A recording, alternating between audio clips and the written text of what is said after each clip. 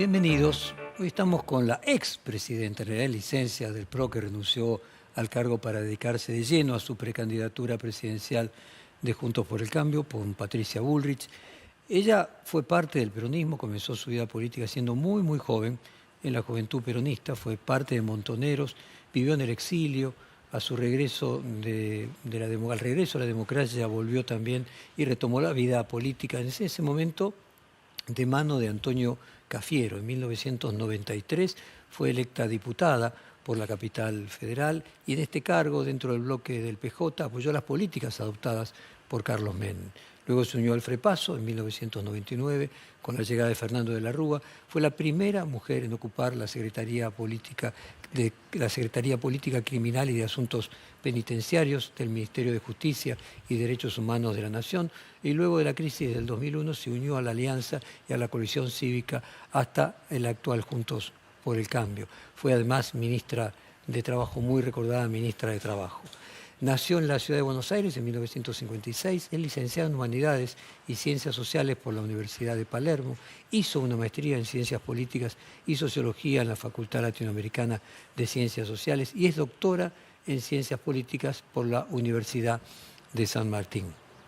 Fue ministra de Seguridad de la Nación durante la gestión de Macri en el 2015-2019, diputada nacional por la Ciudad Autónoma de Buenos Aires en los periodos 2007 a 2015 y 1993 a 1997. Ministra de Trabajo, como mencioné antes, entre octubre de 2000 y octubre del 2001. Ahí se ganó el mote de la piba, como le decían en aquel momento los sindicalistas más controversiales. Ministra de Seguridad Social entre octubre y noviembre del 2001 y secretaria de Política Criminal entre 1999 y octubre del 2000. En sus memorias afirma que desde la infancia quiso dedicarse a la política. Su abuela materna, Estel Lidia Pueyrredón de Luro, hija de Honorio Pueyrredón, solía recordarle una anécdota de sus 4 años, cuando viajaban las dos en el tren al campo familiar de Los Toldos. Patricia se paraba en el pasillo, se presentaba al resto de los pasajeros diciendo: yo soy Patricia Bullrich Luro, y anunciaba que algún día sería presidente. Bueno, parece que algún día llegó, Patricia. Parece, ¿no? ¿Qué sentís? ¿Qué te pasa en estos últimos meses, donde venís creciendo entre 1 y 1,5% por mes en las encuestas? Bueno, me pasa que siento que todo el aprendizaje de una vida, con momentos buenos, momentos difíciles, momentos duros, momentos de peligro, me han hecho de alguna manera aprender mucho de lo que es nuestra sociedad, nuestra vida, aprender de nuestra historia y consolidarme fuertemente en una nitidez de ideas y en una conducta, diría, de coraje frente a los desafíos que el país tiene, y que quizás ese coraje es algo que viene como a lo largo de mi vida, ¿no? Y bueno, y esa acumulación, que quizás las anécdotas de mi infancia y algunos recuerdos que tengo de cuando me recibí en el colegio, donde todas las chicas del colegio y los chicos del colegio decían que iba a ser presidente de la nación, pero yo después, en mi vida política, nunca pensé en un objetivo como una obsesión. Siempre pensé que en cada paso uno tiene que cumplir ese paso con total y absoluta dedicación, porque si no, lo que termina haciendo es distrayéndose de ese lugar para pensar en lo que viene. Entonces uno no hace bien digamos, la tarea en el lugar donde está. Así que eso lo fui dejando, esa idea de, digamos, que por ahí tenía en la niñez y en la adolescencia. Y cuando terminé el Ministerio de Seguridad, pensé que tenía la capacidad y sobre todo la claridad de qué hacer en la Argentina, ¿no? Una acumulación de experiencia respecto a cómo se ha ido construyendo un sistema político en la Argentina, cómo se construyó el sistema de poder, cómo se construyó el sistema de intereses, y cómo animarse a generar un cambio de régimen fuerte en el país. Y entonces ahí tomé la decisión y empecé a caminar. Yo siempre digo que salí del... Estamos hablando año 2019, 2020. 2019, salí del Ministerio de Seguridad solo con mi último sueldo, algo que me parece que es bueno para una carrera política de austeridad. Y bueno, me fueron diciendo que no iba a poder, que no tenía dinero, que no tenía aparato, que no Que una tenía... campaña hacían falta 100 millones de dólares, por ejemplo. Que hacía falta 100 millones de dólares, que... Bueno, fui caminando y acá estoy hoy con enormes posibilidades de liderar este país. Ahora, entre aquel momento y hoy, y fundamentalmente el último año y hoy, o si querés el último año y medio y hoy, una cosa es soñar algo, desear algo, buscarlo, y otra cosa es empezar a percibir de que es posible. Al ver el crecimiento tuyo en las encuestas de manera sistemática, cuando apoyás la cabeza en la almohada o en algún momento que apoyaste la cabeza en la almohada, ¿hiciste alguna reflexión? ¿No? ¿Y parece que es en serio? Sí. Al principio, te diría que en el 2019, cuando tomé la decisión, ya casi 2020, cuando terminé el Ministerio de Seguridad, que tomé la decisión, al principio algunas noches me despertaba con un cierto miedo de la decisión que había tomado. En la medida en que fui asentándome en el núcleo de ideas, que me fui asentándome en las cosas que la Argentina necesita hacer y en las políticas, en las estrategias, en el tipo de lucha que hay que dar en la Argentina para cambiar, cada vez me fui sintiendo más segura. Así que hoy lo que tengo, que realmente lo siento profundamente, es una enorme paz interior, porque sé que voy a tener la fortaleza, los equipos, el apoyo social para llevar adelante las transformaciones, porque además las estoy diciendo sin medias tintas. Es decir, no estoy haciendo una campaña de marketing, estoy haciendo una campaña de la verdad de las cosas que hay que hacer en la Argentina y que voy a hacer. Sí, por supuesto la gente me elige, ¿no? Vos sabés que esto que vos decís de que sentís una paz interior en la medida que las encuestas fueron subiendo, es lo mismo que el Papa contó que él empezó a sentir en el momento que veía que los votos de los cardenales y que sintió paz. ¿En qué momento sentiste eso y cómo se puede explicar eso? Eso se puede explicar cuando vos mirás el desafío que tenés y sentís que vas a estar a la altura de ese desafío, que sabés cómo responder a los problemas que vas a enfrentar, sabés que tenés restricciones, porque siempre la vida tiene restricciones, que quizás no vas a poder hacer el 100% de las cosas, pero sí que voy a encaminar con claridad aquellas cosas que son las determinantes para un cambio. Pero digo, ¿sos creyente? ¿Es una sensación metafísica? ¿Es algo que uno siente? No, yo no soy creyente. Cada tanto le rezo un poquito por si acaso, pero no soy creyente. Soy más, digamos, vengo de familia católica, pero bueno, soy bastante alejada de la práctica religiosa. Igual en una campaña lo que más te regalan son vírgenes, rosarios, estampitas, así que si algo tengo y colecciono... ¿Y te hiciste un poquito más mística en la campaña al ver eso, ese regreso de los otros? Las cosas las dimensiono de otra manera. Es decir, quizás si uno dimensiona todos los días, ¿no?, las cosas pensando en qué está pasando hoy, las empiezo a dimensionar en cómo proyecto lo que va a suceder después de 4 años. Es decir, en una acumulación de decisiones, políticas, diálogos que vos tenés que tener, ejecución, digamos, de la administración, ¿no? en todas las cosas que vos tenés que tener, pacificación del país, entonces, en todas las cosas que vos tenés que hacer, las voy dimensionando como en cómo es el final y ahí voy viniendo hasta el presente. Entonces siento que eso te cambia, ¿no? Te saca la cabeza del día a día, te saca la cabeza de la noticia chiquita, de qué está pasando hoy, de qué dijeron en tal lugar o tal otro, qué comentario hay sobre vos, y estoy pensando en otra dimensión, ¿no? Y trabajando mucho en base a la historia, ¿no? Que como Churchill decía, ¿querés ser político? Bueno, estudia y lee historia, ¿no? Que muchas veces se repite, muchas veces hay saltos de calidad, muchas veces hay retrocesos, pero los saltos de calidad son aquellos que cambian las sociedades, que cambian el futuro de la gente y de los pueblos, y se dan. Ahora estoy leyendo un libro de Kissinger que se llama Liderazgo, sobre personajes muy importantes en la historia. Estoy en la parte de Konrad Adenauer y lo que significó levantar la Alemania destruida, ¿no?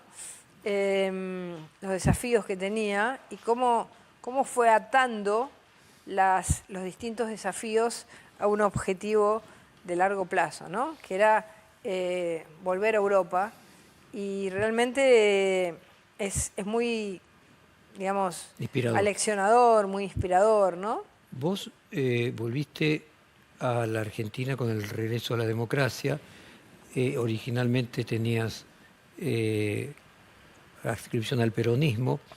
Y cuando te escucho respecto de no tenés estructura, no tenés el financiamiento, o te decían eso al comienzo, pienso en lo que fue la interna entre Menem y Cafiero, que no sé en qué grado de cercanía vos lo viste. ¿Encontrás algún punto de contacto entre aquel Cafiero que tenía todo el aparato del partido y Menem que inicialmente se le decía que solo tenía carisma, con la situación que enfrentás vos contra Horacio Rodríguez Larreta? Sí, mucho, mucho. Y además me lo dicen todo el tiempo.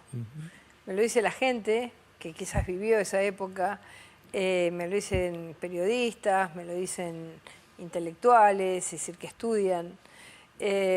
Permanentemente me lo dicen, porque es como un crecimiento de legitimidad. Y un análisis quizás más, diría, más materialista de lo que es, cuáles son los recursos de una campaña, ¿no? Y en este momento yo diría el recurso más importante de una campaña es la legitimidad. Con legitimidad después vas consiguiendo otras cosas. Vas consiguiendo el dinero para la campaña, que es una campaña austera, vas consiguiendo más adhesiones, gente que te sigue. Entonces ese recurso, legitimidad, me parece que construye el resto de los recursos, ¿no? Hablemos un poquito de la coyuntura. Esta semana que pasó se completó proceso electoral en varias provincias. La mayoría de ellas, en todas ellas, ganó el oficialismo a nivel provincial. ¿Qué lectura haces vos de eso? Bueno, yo creo que la Argentina necesita, digamos, una vuelta a un sistema de más libertad en la sociedad. Yo creo que en las provincias el empleo público y las condiciones de pertenencia a ese empleo público son condicionantes del voto.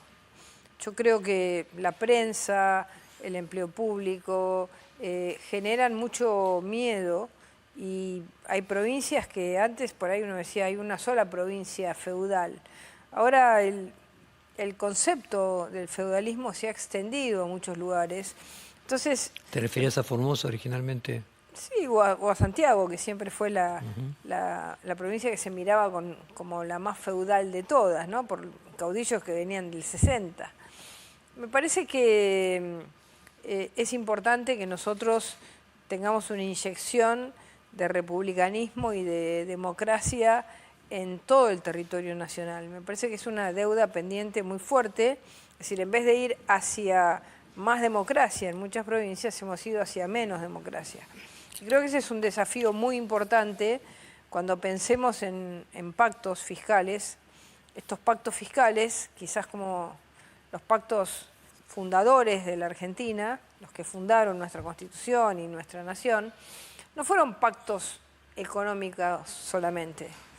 Existía, por supuesto, cómo se federaliza el dinero, que el puerto no sea el que se quede con todos los recursos, pero había un componente electoral, de reglas electorales, de reglas institucionales, de cómo funcionaba la República en cada lugar, que las constituciones de todas las provincias necesariamente fueron homogéneas en el sistema de poder. Fíjate que todas nuestras constituciones de las 23 provincias más la ciudad de Buenos Aires son republicanas y democráticas.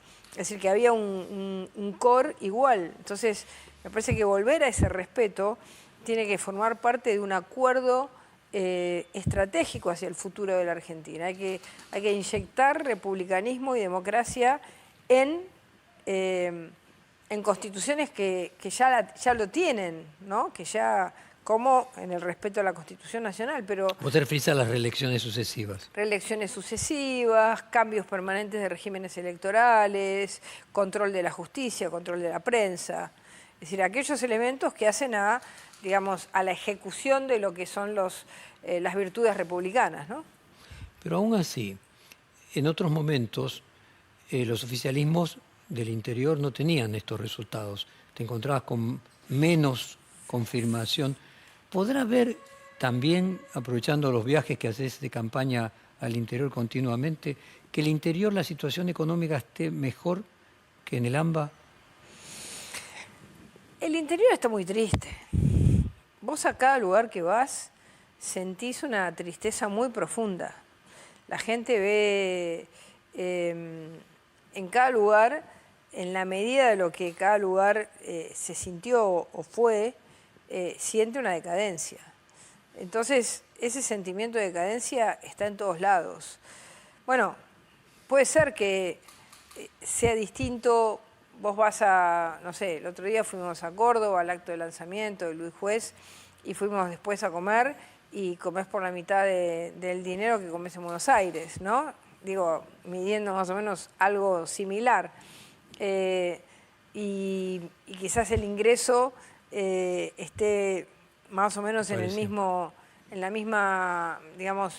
número. Entonces, puede ser que la vida no sea tan dura, viajas menos, no tenés lo que es nuestro conurbano, que es enorme, que tiene un montón de problemas de inseguridad, pero todos en la medida de lo que vivieron, sienten que la pérdida de calidad de vida y el sentimiento de pérdida profunda del argentino es terrible, ¿no? Hoy estaba leyendo cómo la gente llora, ¿no? Es decir, y a mí me pasa todos los días, ¿no? A mí me pasa que la gente llora. Antes no me pasaba, antes por ahí la gente te alentaba, te decía vamos, adelante. Ahora lloran. Los argentinos estamos llorando. Es muy duro. Entonces, salir de esa situación y decirle, vamos a salir, no va a ser fácil, pero vamos a salir con decisiones que no podemos dar marcha atrás, que no nos podemos arrepentir, que no podemos tener miedo, que tenemos que animarnos, da una esperanza, pero es una esperanza con un cierto resquemor a que otra vez pase lo mismo, ¿no? ¿Te lloran más ahora que hace 2 años? Porque hace 2 años estaba la salida de la pandemia, ¿no? Que iba a ser un momento emocional muy fuerte. Sí, porque la pandemia era como una situación excepcional. Entonces la excepcionalidad te permite que vos llores por lo que puede pasar, por lo que le puede pasar a un familiar. Ahora es un llanto de pérdida, ¿no? Yo pienso siempre en los venezolanos, ¿no? Que cuando las veces que estuve en Venezuela y las veces que me encontré con venezolanos acá, siempre les pasaba lo mismo, lloraban, ¿no? Por la idea de la pérdida total de su su país, de su vida, de su familia. ¿En el exilio lloraste? Sí, yo en el exilio todos los días. Yo no había día que no extrañase y no quisiese volver a la Argentina. Es decir, todo extrañaba, todo, absolutamente todo. Desde los detalles que uno dice son los más tontos hasta los más profundos, ¿no? Que son la familia, todo, los recuerdos, los lugares, tu casa. Te preguntaba porque a mí me pasaba lo mismo, de llorar. Y me pregunto, esas personas que lloran, ¿se sentirán extraños en su lugar? ¿Se sentirán extraños en su época? Sí. Ese llanto es como estar exiliado dentro de tu propio país. Trato de reflexionar qué significa ese síntoma. Sí, es un llanto de no reconozco Porque en el mi caso país. de los venezolanos es correcto porque no están en Sí. su país. En el caso de los argentinos... No reconozco a mi país. No lo reconozco. Nunca pensé que la Argentina podía llegar tan bajo. Y en gente más grande, en mayor proporción, imagino. Sí, pero los jóvenes se aferran, no me quiero ir, ¿no? Otro de los elementos que uno podría leer en estas elecciones es la distinta performance de Libertad Avanza respecto de lo que se le asigna como posibilidad de voto a Javier Milei. Y siempre se dice que siendo la Argentina un país federal, que vos necesitas tener capilaridad en todo el país, necesitas tener fiscales de mesa, que te aparezcan las boletas, que no te desaparezcan las boletas que mandás, tener territorialidad, a diferencia de países unitarios, como pueden ser los del Pacífico, donde una persona pasa de intendente a presidente casi sin curso de honor. En Argentina, por su tamaño, es un país federal, como Brasil, que es muy difícil que aparezca alguien por fuera de los partidos políticos y de la noche a la mañana se convierta en presidente. De hecho, al propio PRO le costó 12 años llegar y le lleva más de 20 tratar de convertirse en un partido verdaderamente nacional. Es una tarea que lleva, un curso de honor en que lleva tiempo. ¿Crees que los resultados que vimos de las provincias indican de alguna manera que la performance electoral de Javier Milei va a ser menor a la esperada? Yo creo que la performance de cada provincia no se puede medir con la adhesión que puede tener él. Me parece que es una adhesión individual. En algunos casos puede ser una adhesión a sus ideas. En otros casos puede ser una adhesión a su personalidad y en otros casos puede ser una adhesión a no me importa nada, que todo se rompa, ¿no? Es decir, como a lo que él significa. A lo que él significa. Como instrumento de protesta, digamos. Sí, como instrumento de protesta. Entonces, me parece que es muy difícil cuando no hay un núcleo claro de ideas, cuando no se van consolidando razones por las que vos estás en un determinado partido político, porque que estás en un colectivo político, que otras personas que no son el individuo pueda tener y acceder a la misma representación. Es decir, porque... Retener los votos que puede tener. Claro, porque es como que vos sos vos y tu bagaje, ¿no es cierto? Tu bagaje que te lo da el partido, las ideas que representás, la coalición en la que estás, es algo más que vos solo. Y entonces me parece que en el caso de él es difícil que él transmita. Nosotros tenemos muchos dirigentes a lo largo y a lo ancho del país que a algunos les va un poco mejor, otros peor, muchas veces producto de que no se ponen de acuerdo, pero no porque no podrían, pero que pueden trasladar la representación de Juntos por el Cambio. Por ejemplo, ayer en La Pampa, ¿no? Estos días en La Pampa. Fue una elección muy buena, con una diferencia, no ganamos, pero hicimos una elección muy fuerte, hubo todo un proceso ordenado, después se hicieron internas, después se fue a una fórmula única, todo el mundo trabajó en equipo. Entonces, Juntos por el Cambio tiene una representación, es decir, Martín Berongaray representa lo que todos nosotros podemos representar. Entonces, a él se le traslada algo porque tiene una potencia diferente a lo que puede ser el traslado de un individuo a otro, que la gente dice, bueno, ¿por qué yo voy a pensar que esta persona es como Milei? Entonces me parece que todavía él está en una construcción muy individualista, normal, pero si sigue siendo así, no va a haber construcción. Si él logra dar el paso hacia algo más orgánico, de ideas más compartidas, entonces ahí sí se da ese salto, ¿no? A ver, una hipótesis. Que, como dicen algunos encuestadores, Milei sea el voto cacerola. ¿Recordás las cacerolas del 2002? De que la gente enojada Sí. hacía sonar su enojo a través de las cacerolas, que la gente enojada haga sonar su enojo en las encuestas. Que cumple ese papel de que cumplieron las cacerolas como un significante de protesta, pero que luego en el momento de votar o integren la mayor cantidad de gente que no vota, o directamente cuando tenga que votar, vote por alguna de las opciones con más posibilidad de gobernabilidad. ¿Le asignás alguna posibilidad a eso? Pero lo que pasa es que él no es el único representante de ese voto. Yo creo que yo también soy una representante de un voto digamos, de alguna manera de un voto donde la gente dice, ahora esto lo vamos a defender, vamos a salir a luchar, no nos vamos a dejar pasar. Antiaparato, podríamos decir. Antiaparato, anticorporación, antiarreglos de la política para la política. Entonces, yo también tengo ese... Sí, significás eso, tenés como sos ese significante ingrediente eso. en este momento, ¿no? Entonces, siento que desde una posición más calma o con una mirada más general de todos los temas de la política, no solamente desde una perspectiva por ahí económica, pero tengo esa sin ser algo individualista, sino llevando también el bagaje de una coalición. Bueno, quizás ahí está la pregunta, ¿no? Trump no hizo un partido aparte, sino lo hizo a través del Partido Republicano. Claro.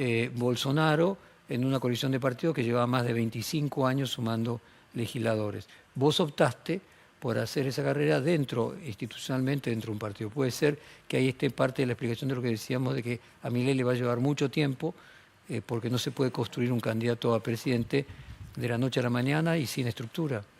Bueno, hasta ahora en la Argentina la realidad ha sido así. Hay muchas personas que tuvieron momentos estridentes y que después desaparecieron de la vida política.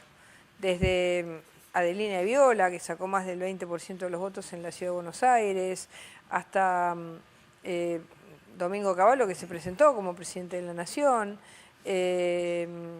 hasta uno podría decir Alzogaray, que sacó un porcentaje importante, 10%. o Allende, que sacó una cantidad de votos importantes. Hay como partidos o personas que tuvieron sus momentos, Frondizi, ¿no? Tuvieron sus momentos muy importantes, pero que luego no los pudieron convertir en un partido de permanencia. Hasta ahora, digamos, ese es un valor, por ejemplo, que tiene el radicalismo, un partido de permanencia, y que van naciendo nuevas generaciones y que el partido sigue, tiene momentos malos, momentos buenos, momentos en que está lejos del poder, momentos en que está más cerca.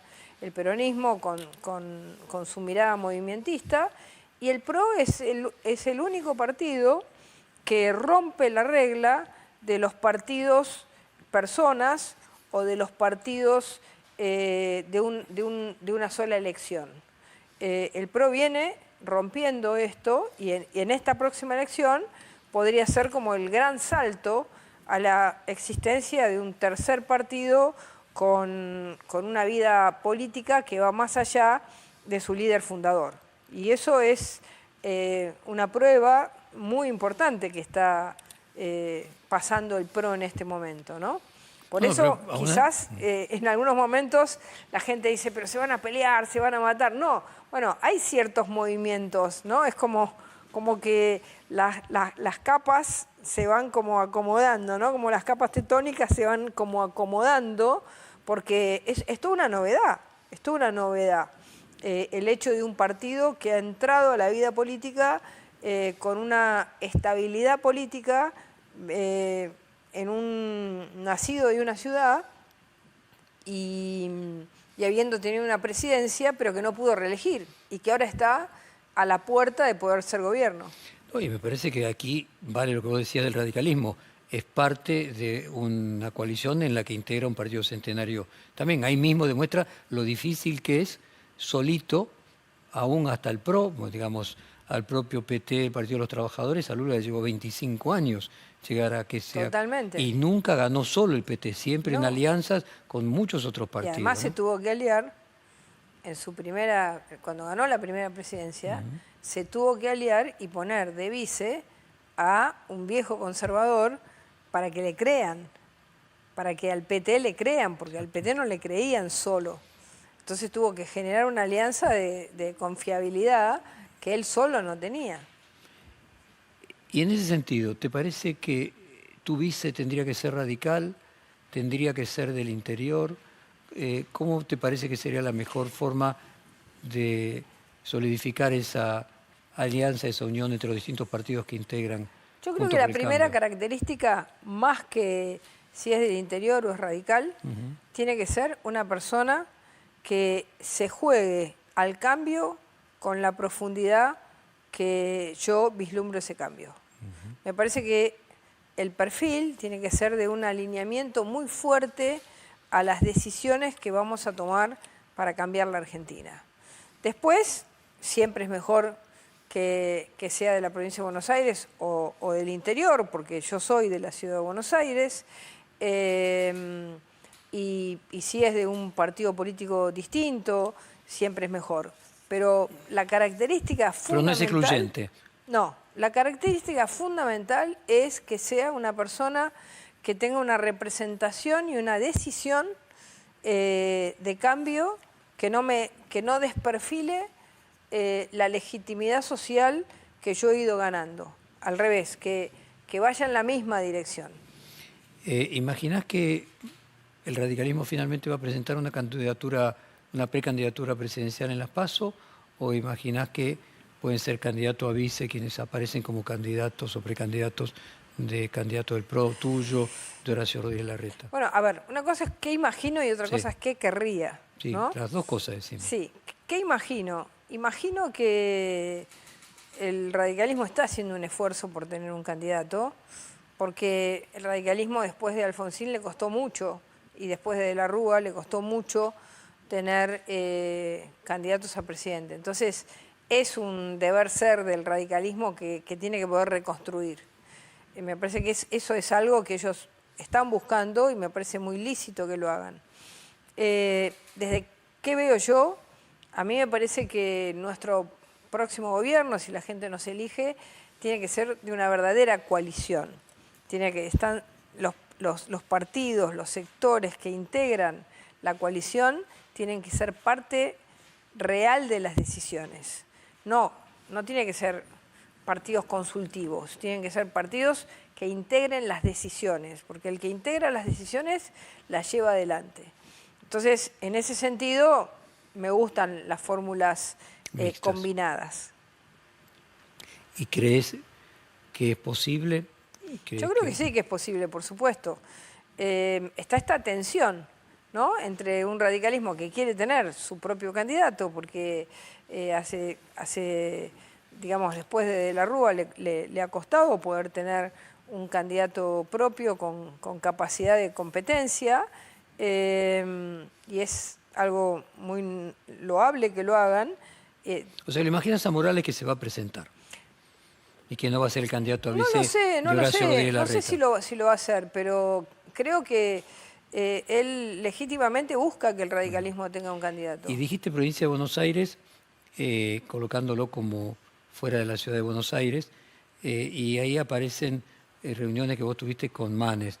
Cuando dijiste provincia de Buenos Aires, ¿puedo inferir que podría ser Manes, el candidato a vice radical? No, a ver, Manes ha planteado siempre que él quiere ser candidato a presidente. Y a mí no me parece sano que yo diga, me gustaría que sea mi candidato a vice si él tiene una aspiración distinta. Creo que a las personas hay que respetarle lo que ellos creen que pueden ser, o que quieren ser, o que pueden representar. Y entonces no podría yo decir, me gustaría que sea mi vice. Sería como Bajarle el precio. de alguna manera, sí, no tratarlo con honestidad intelectual, porque yo hablé con él y él me dijo, yo quiero ser candidato a presidente. Entonces, no sería honesta intelectualmente si yo Pero si dijese una cosa distinta. no lo hubiera querido ser, en un ideal, ¿te hubiese interesado? Me interesa que la provincia de Buenos Aires tenga un rol importante, pero no he pensado en Manes justamente por esto que te digo. ¿Cómo vas a decidir? ¿Porque aquel que tenga más posibilidades de triunfo? ¿Por aquel que represente más tu idea? ¿Qué vas a ponderar allí? Bueno, dos condiciones, ¿no? Una, que yo sienta que es la persona que mejor va a poder trabajar los problemas de la provincia. Igual en ese sentido es difícil, porque si yo elegí a tres, luego, bueno, Ritondo después de que María Eugenia Vidal no fue, se sumó, pero a los tres que yo elegí, los elegí porque creo que los tres tienen condiciones. Así que es como una... es muy finito por qué lo elegís, ¿no? Es muy finito, y ellos dejaron esa decisión en mí, así que siempre al final, ¿no? El liderazgo te obliga a tomar decisiones que bueno, que así es la decisión que yo tomé. Vuelvo al Papa diciendo cuando elegía los cardenales que la última noche cambiaba los obispos, entre varios obispos que tenía, y que dudaba, una noche pensaba en uno, otra noche en otro. Y la provincia de Buenos Aires es central también para el triunfo a nivel nacional. ¿Hay algo de pérdida de valoración de Juntos por el Cambio en las encuestas, independientemente de las elecciones en las distintas provincias? Hay varias encuestadoras que marcan una tendencia decreciente en el voto de Juntos por el Cambio. Y si es así, ¿a qué lo atribuís? No, yo creo que, a ver, creo que quizás tuvimos una pelea demasiado importante por la Ciudad de Buenos Aires. Por suerte esto ya se ordenó. Y eso quizás generó alguna rispidez en la gente, porque no se ponen de acuerdo. Y entonces quizás eso tuvo algunos altibajos en Juntos por el Cambio. Pero yo creo que ordenados y en una competencia limpia, transparente, leal, creo que eso lo vamos a recuperar. A ver, una tesis. Juntos por el Cambio paga un costo político por una interna que a principio podía lucir confrontativa y la gente tenía miedo, eso no se peleen, y por eso tiene cierta pérdida de intención de voto. Y otra hipótesis totalmente distinta es la que muchas veces Jaime Durán Barba planteaba, de que ningún país del mundo ganó las elecciones quien proponía tomar medidas muy duras que significaran un ajuste, que significaran una pérdida inicial de calidad de vida, aunque luego después se pudiera recuperar. Puede ser que la emergencia de una persona como Milei haya ido llevando a Juntos por el Cambio a tener un discurso más decidido respecto del nivel de ajuste que habría que producir, y que eso pueda ser la causa de cierto temor en los electores. En primer lugar, yo te diría que ni bien nosotros salimos de nuestro gobierno, hicimos una fuerte autocrítica de haber sido muy gradualistas, de la necesidad de haber hecho una política más de shock, de haber generado medidas más claras en todos los campos. Así que es verdad que salió el emergente Milei, pero nosotros también salimos con una mirada distinta. Era preexistente a Milei, ¿cierto? Respecto a qué hacer. Quizás no todo el PRO, digamos, Y segundo, que yo creo que hoy en día las medidas que nosotros estamos planteando son las medidas que la gente sabe. Yo creo que sería peor hoy mentirle a la gente y decirle, mirá, todo va a ser fácil, esperanza, bienestar, vas a vivir bien, vas a tener todo mejor. No, las cosas van a costar. Enderezar un país que viene torcido, que viene enmarañado, que viene lleno de malezas, es una tarea compleja y yo creo que la gente lo sabe. Es decir, los actores que uno tiene enfrente, que están todo el tiempo amenazando, ¿no? Que te van a incendiar el país, que no vas a durar un día, que te vas a ir en helicóptero. Yo creo que la gente sabe que es una transformación en lucha, que es una transformación a la que hay que ponerle mucho carácter y vamos a tener que jugarnos mucho, y lo banca, lo acepta, y que va a ser protagonista. Y yo creo que también hay un cambio, que es, ¿qué es ajuste?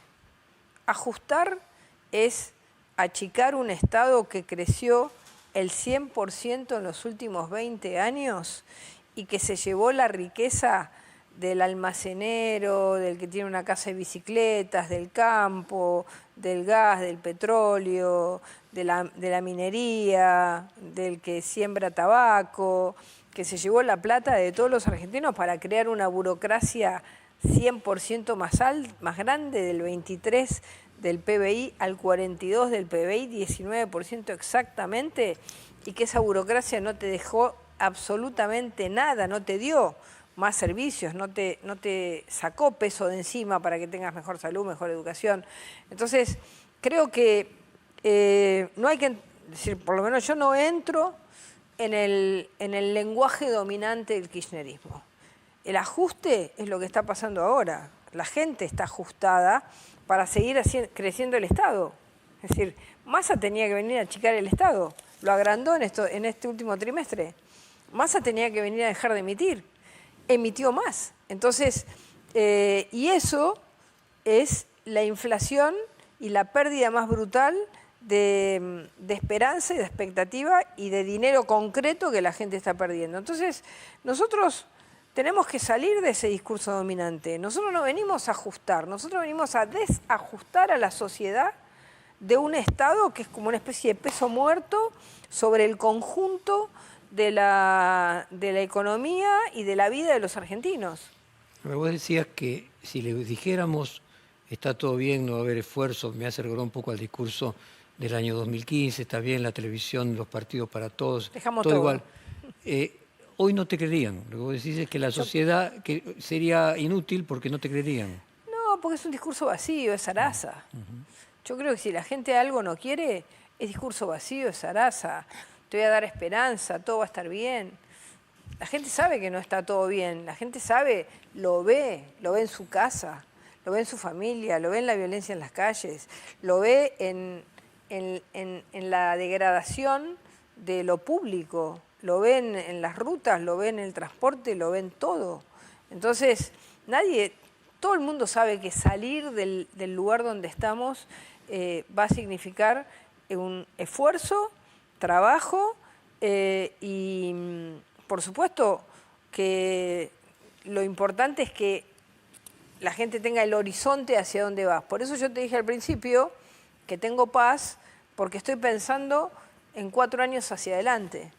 Cómo me imagino que con las medidas que vamos a tomar va a estar el camino.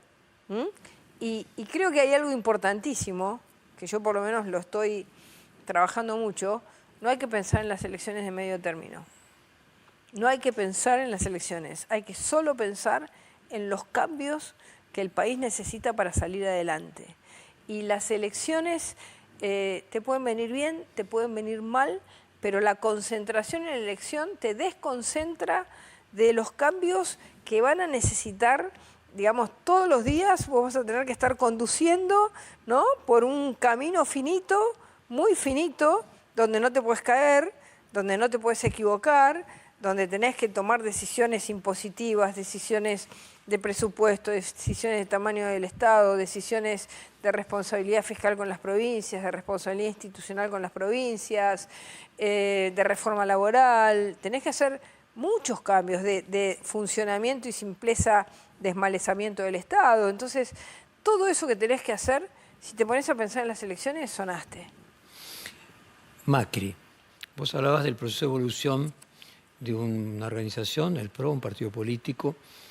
Humberto Eco decía que una obra para ser obra y un autor para ser llamado autor, la obra se tenía que independizar del autor. Si era simplemente una prolongación de su ego, si envejecía con él, si fallecía con él, ni el autor ni la obra es obra. Ya en otros reportajes hablábamos del destete de Macri.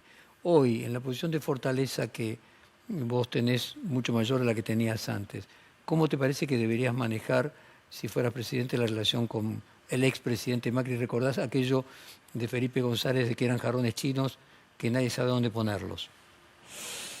Bueno, yo creo que es una relación tanto de quien es elegido presidente, en mi caso, y de quien es expresidente.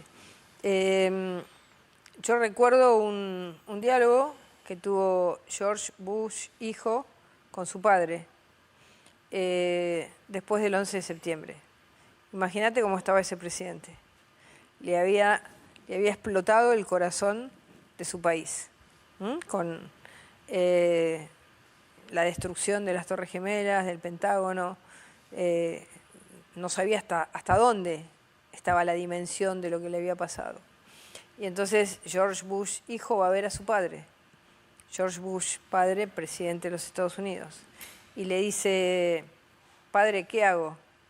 Y entonces George Bush le dijo: el presidente sos vos, así que andá y hacé lo que tenés que hacer. Y yo creo que esa es la relación perfecta. Ese consejo que le dio el padre al hijo en ese momento, eran padre e hijo, es el consejo perfecto.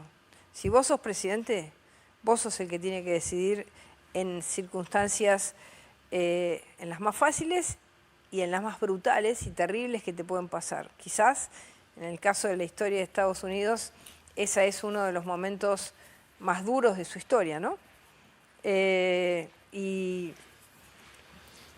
yo me imagino... ¿Lo ves a Macri así? Yo creo que eso es lo que hay que hacer. Esa es la relación. La relación es, digamos, en momentos tan trágicos, la decisión la tiene que tomar el que está en la casa de gobierno, el que está al frente del mando, porque además, ¿quién te tiene que ver? El pueblo, el ejército, las Fuerzas Armadas, las fuerzas policiales, los bomberos, por ejemplo, tomando el 11S, ¿no? Todos tienen que ver que vos estás al mando. Y eso es fundamental para un país que necesita, que va a necesitar mucho liderazgo para salir de la crisis en la que está. Así que creo que siempre tener un expresidente es bueno para hablar, para poder preguntar cosas, pero en los momentos decisivos la decisión la tomás vos. Te voy a contar una anécdota de Carlos Menem. Dale.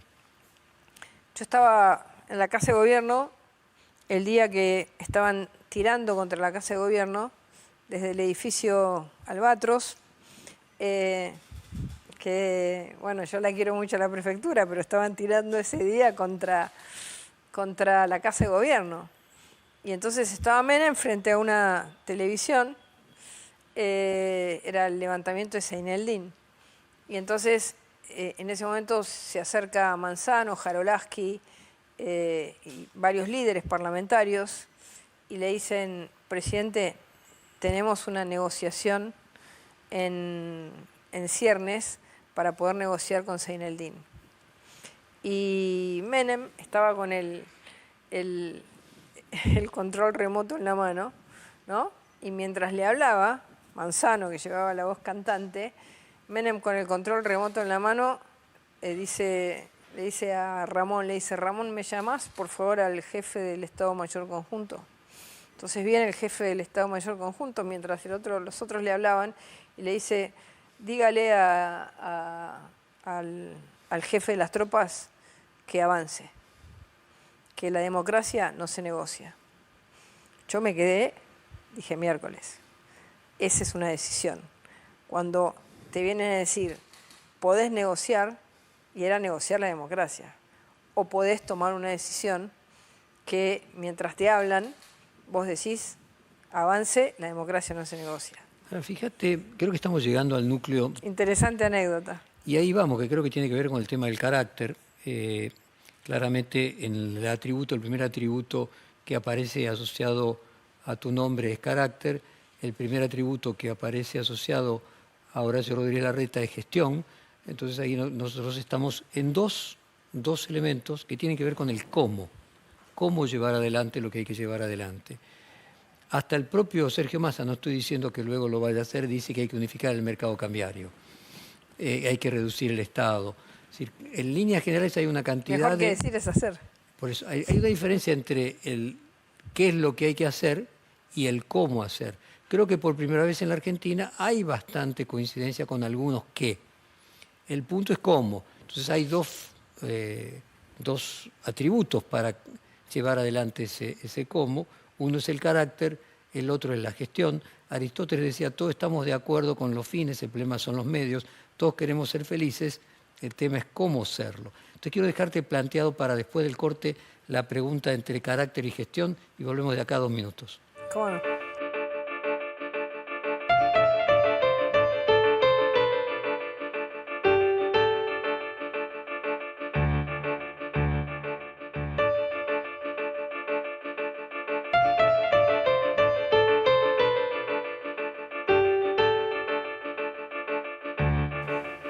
Bueno, volvemos del corte con el reportaje a Patricia Bullrich, nos había quedado planteado el cómo. Hay también otro libro, citaba lo de Aristóteles, hay un famoso libro de management que decía que ideas había muchas, ejecutores de ideas pocos.